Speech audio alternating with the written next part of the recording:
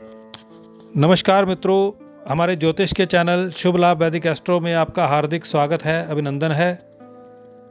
जैसा कि वर्ष 2022 दस्तक देने वाला है और हर राशि के जातक के मन में ये उत्सुकता बनी रहती है कि आने वाला वर्ष उसके लिए कैसा रहेगा।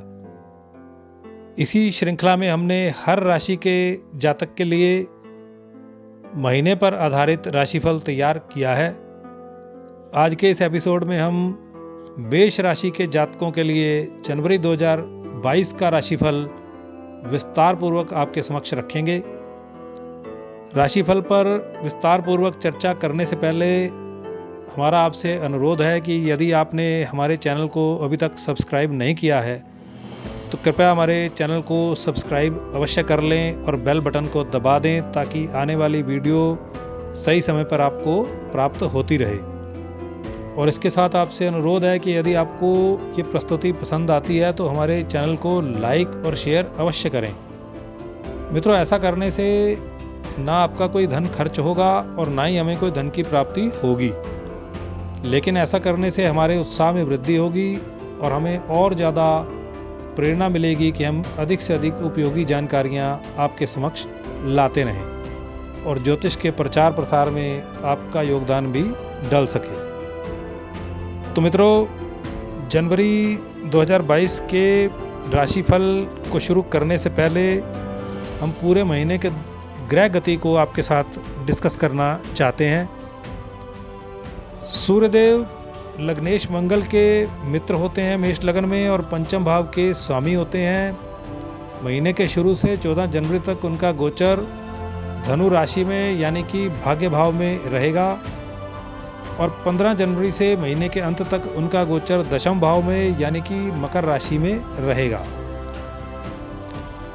इसी प्रकार राशि के स्वामी जो देव सेनापति मंगल हैं वो 1 जनवरी से 16 जनवरी तक वृश्चिक राशि में अपनी ही राशि में गोचर करेंगे यानी कि अष्टम भाव में उनका गोचर पहले 16 दिनों के लिए रहेगा और 17 जनवरी से लेकर 31 जनवरी तक उनका गोचर धनु राशि में यानी कि भाग्य भाव में रहेगा।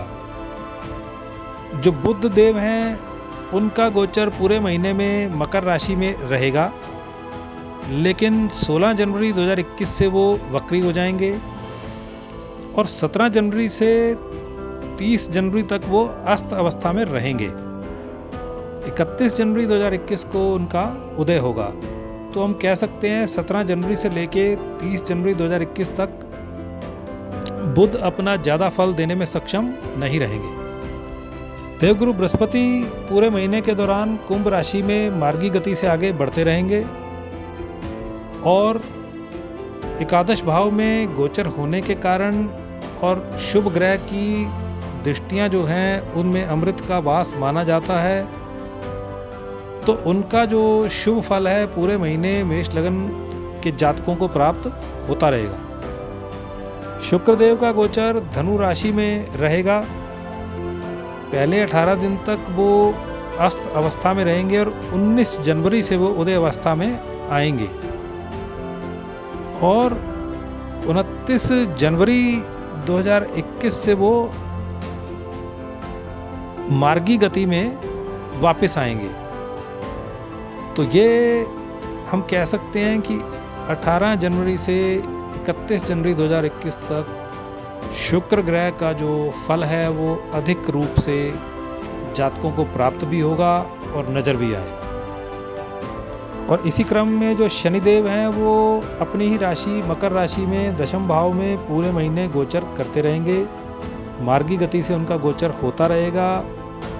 महीने के शुरू के 18 दिनों में वो युवा अवस्था में रहेंगे और उसके बाद भी वो युवा अवस्था से थोड़ा सा आगे निकल जाएंगे, लेकिन पूरे महीने के दौरान उनका जो बल है वो बना रहेगा और उनका पूर्ण फल हमको देखने को मिलेगा। राहु ग्रह का गोचर द्वितीय भाव में यानी वृषभ राशि में पूरे महीने के दौरान रहेगा और केतु देव का गोचर अष्टम भाव में यानी वृश्चिक राशि में पूरे महीने के दौरान रहेगा। परंतु राहु और केतु डिग्री बल कम होने के कारण मृत अवस्था में हैं, वो न्यूट्रल अवस्था में चले गए हैं। उनका कोई भी शुभ या अशुभ फल देखने को इस दौरान नहीं मिलेगा। जो चंद्रमा है वो मन के कारक ग्रह होते हैं और मेष लगन के लिए वो चतुर्थ भाव के स्वामी होते हैं, तो उनका विशेष महत्व रहता है। वो 2 दिन में अपनी राशि परिवर्तन कर लेते हैं। तो जो चंद्रदेव का गोचर है, जैसे जैसे राशियां उनकी परिवर्तित होती जाएंगी, जातक के मन के स्वभाव में और मूड में परिवर्तन आते रहेंगे। लेकिन एक बात हम विशेष रूप से कह सकते हैं, विश्वास पूर्वक कह सकते हैं कि मेष लग्न के जातकों के लिए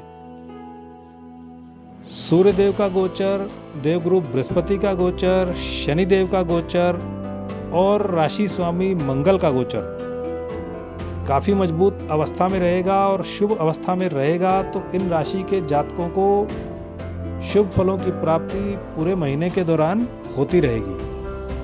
हाँ, चंद्रमा की गति के कारण उनकी जो मानसिक अवस्था है उसमें थोड़े उतार चढ़ाव उनको देखने को मिलते रहेंगे।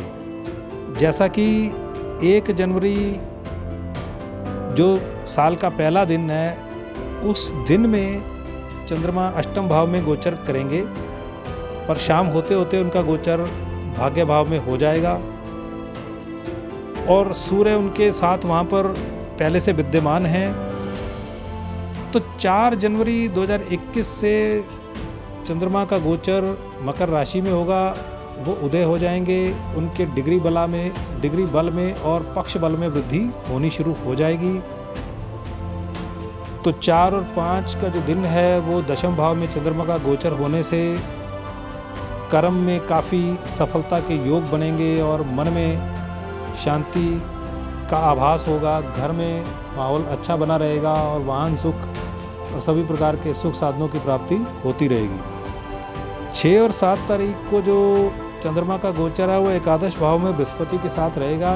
चंद्रमा और बृहस्पति के मिलन से गज केसरी योग का निर्माण होता है। हालांकि गज केसरी योग का निर्माण केंद्र या त्रिकोण में ज़्यादा प्रभावी माना जाता है, लेकिन फिर भी एकादश भाव लाभ का भाव है, उसमें चंद्र और बृहस्पति की जो युति है 6 और 7 जनवरी के लिए इन राशि के जातकों के लिए बहुत ज़्यादा अच्छे फल देने में सक्षम रहेगी।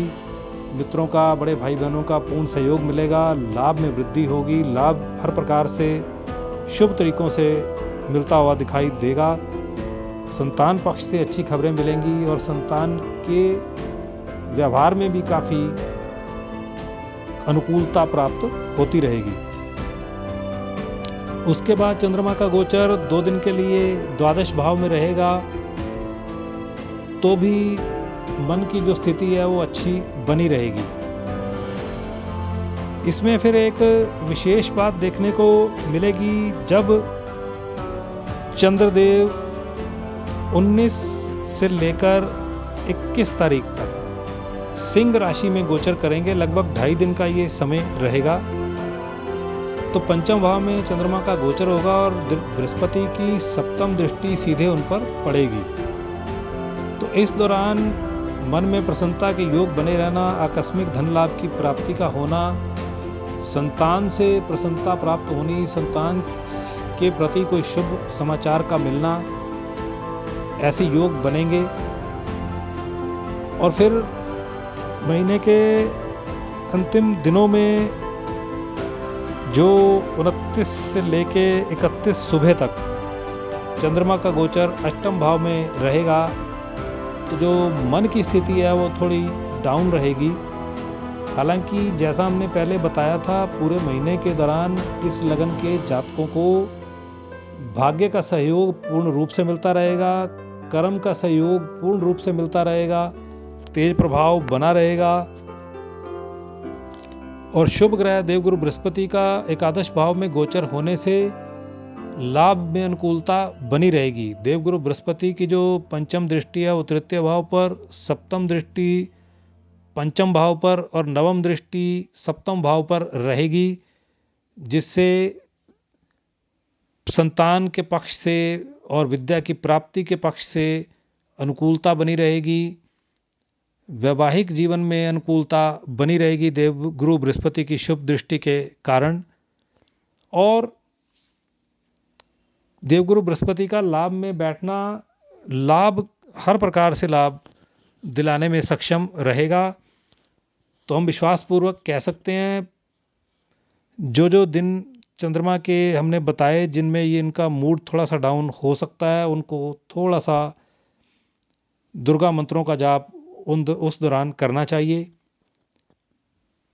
और वरना पूरा महीना इन राशि के जातकों के लिए शुभ है, शुभ फल की प्राप्ति निश्चित रूप